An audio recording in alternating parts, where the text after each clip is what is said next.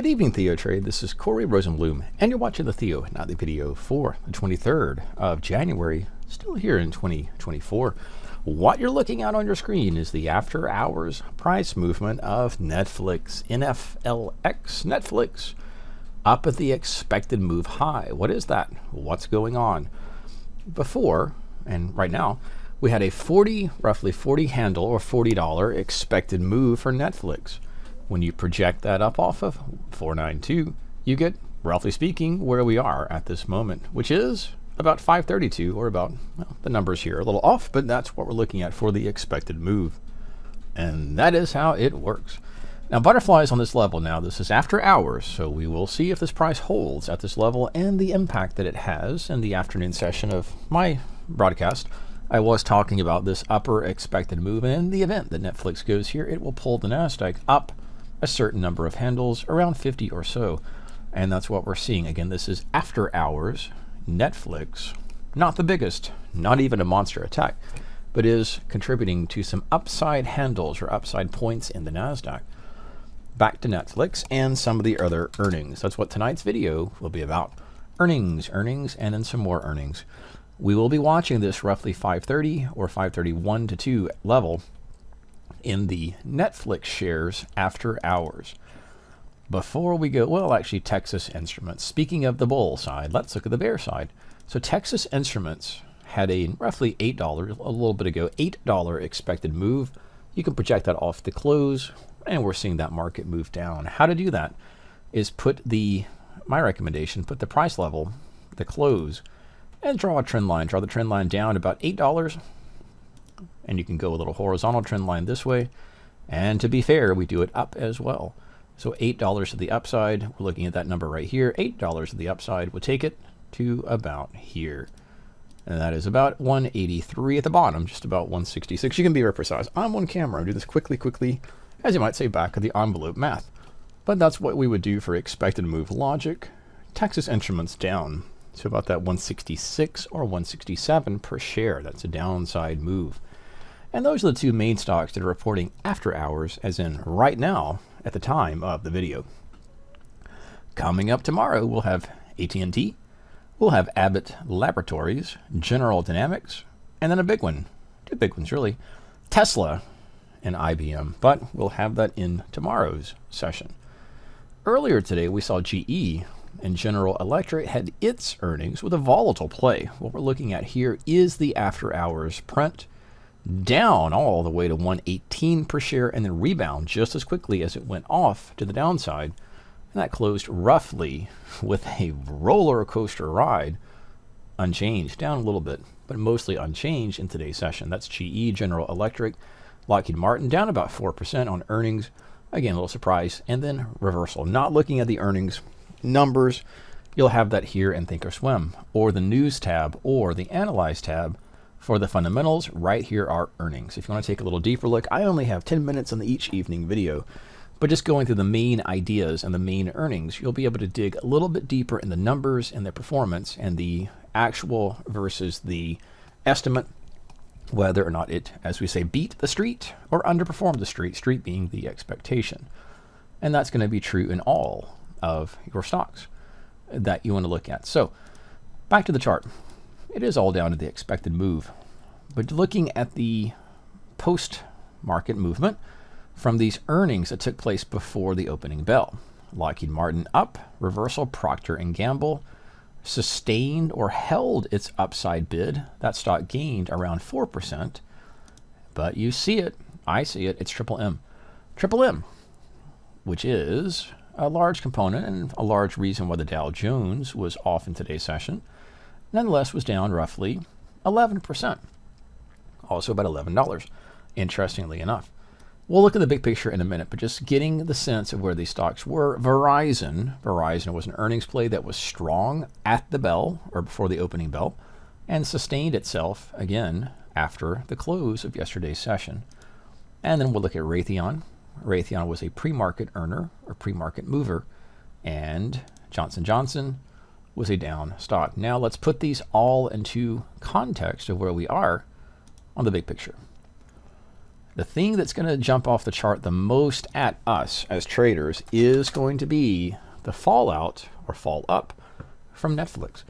Netflix, again, as of this video, trades around 532 after hours per share. Let's actually do this. And if you're new to thinkorswim and want to see how we look at the earnings or how we plot those on the chart, let's go to equities, make sure we show the extended hours trading session. That way you'll get a sense about where the stock is in the grand scheme of things. So roughly, again, 528 or so after hours. That is going to be not an all-time high, but a new 52-week high. So Netflix shares in tomorrow's session will join other stocks that will be making 52-week highs. None of the big tech names did it today. IBM fell a little bit shy, and we had Intuit, but not a lot of other monsters of tech in today's session making 52-week highs. Despite that, Merck, AbbVie Labs, Accenture, Intuit, there's Horizon, and the others you can see on the list. Waste Management, we had Autodesk, Ross Stores, Fastenal, and some of the others. But in general, when the bell rang, 39 stocks had made 52-week highs, and the list is here. I like to sort the list by market cap and look at the ones at the top. The ones at the lower bound, you may have positions on them, but I won't be looking too much at a stock like Avery Dennison or whatever that stock is, or Akamai. You may have trades on these, but I'll focus mainly in stocks in the S&P 100 list, some of the major ETFs, and of course stocks at the very top of the market cap scan. Netflix fits the bill of a stock that we'll be watching in tomorrow's session, and it could continue to levitate or pull the Nasdaq to the upside. Not single-handedly. There are other stocks in play, many other stocks that are bigger than Netflix, but it will be an influence and has already boosted, in the meantime, the Nasdaq, and we'll take a look at the QQQ, which is its ETF, to the upside as well. Outside of those, GE, volatility, uptrend, strong trend, but had some big moves after hours in the earnings this morning. And behind it was Lockheed Martin, again, trading range. What you'll see me discuss in most stocks, and what I've been discussing in the broadcast, most stocks are not Meta. And we'll quickly look at some of the ones that most stocks are not. Most stocks are not Meta. Most stocks are not Amazon. Most stocks are not Google. Most stocks are not NVIDIA. But these stocks are making 52-week highs. These stocks continue to make 52-week highs. And these are the artificial intelligence or AI plays that are continuing to show outperformance, relative strength, and of course 52-week highs. Most stocks are not these. And most stocks are tradable from a fade or a range trading perspective. And that's what you'll see in the bulk. GE does actually fit the trending stock world. Lockheed Martin will fall under a range type of trade strategy, which is shorting from above or long from beneath. Procter & Gamble similarly fits a trading range, again shorting from the 155, long, or at least the support level, 140, 141, midpoint or fair value around 148. Triple M just came off of a potential short play around that 110 or prior resistance, also in a trading range, not a trend. But Verizon, and let's look at Verizon on a weekly perspective. It paints a very different picture, which has it in a trading range as well. Volatile, but a volatile move from 30 to 40 just recently went from 46 to 32, and then the last year or so has been spent chopping around 32 and about 38. Raytheon similarly fits the bill of a trading range stock, low to high and high to low, with some volatility on the daily chart.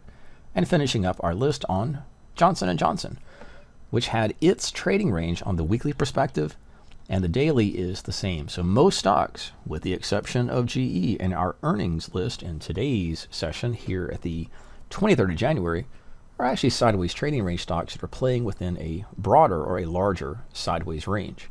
And that is my thesis of where the markets are and where the ETFs, exchange traded funds, which is a little better perspective on the broad market, and they're sideways. No trend here, except for the technology sector, which does contain those artificial intelligence names.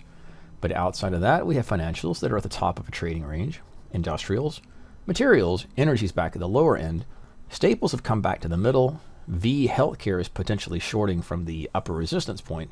And of course, utilities are in a sideways action. So this again is where I believe the market is sideways.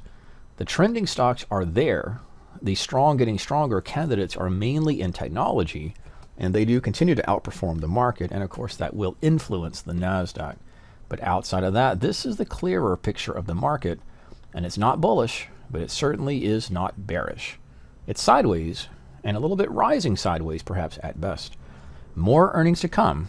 Netflix fallout in tomorrow's session, and then we'll see some Tesla, IBM, and other stocks in the near future.